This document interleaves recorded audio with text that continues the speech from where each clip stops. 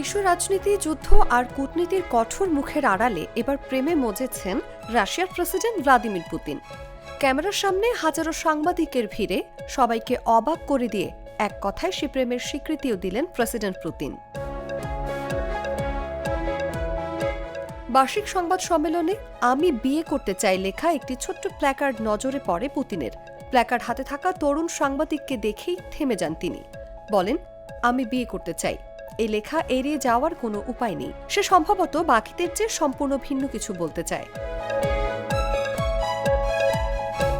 তরুণ সাংবাদিককে নিয়ে মজা করতেও ছাড়েননি পুতিন।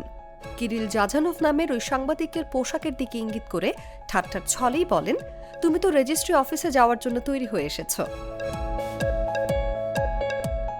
কথা বলার সুযোগ পেয়ে নিজের প্রেমিকাকে বিয়ের প্রস্তাব দেন কিরিল জাঝানোভ।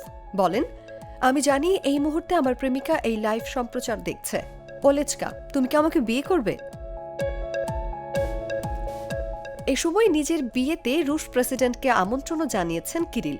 বলেছেন, ভ্লাদিমির ভ্লাদিমিরোভিচ, আমাদের বিয়েতে আপনি আসলে আমরা খুবই আনন্দিত হব।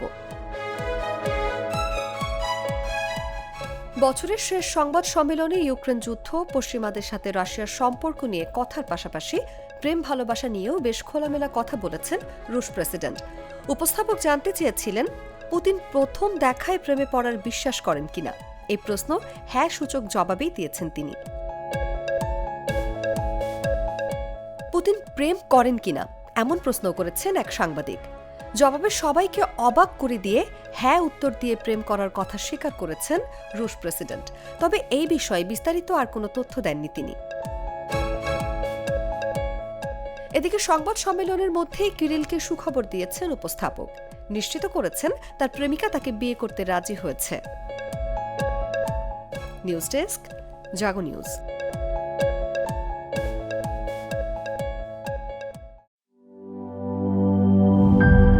গ্লিটারের টুইন লেমন ও অ্যান্টিব্যাকটেরিয়াল ফর্মুলা বাসনকে চকচকে জীবাণুমুক্ত করে আমাদের দেয় গ্লিটার গ্যারান্টি।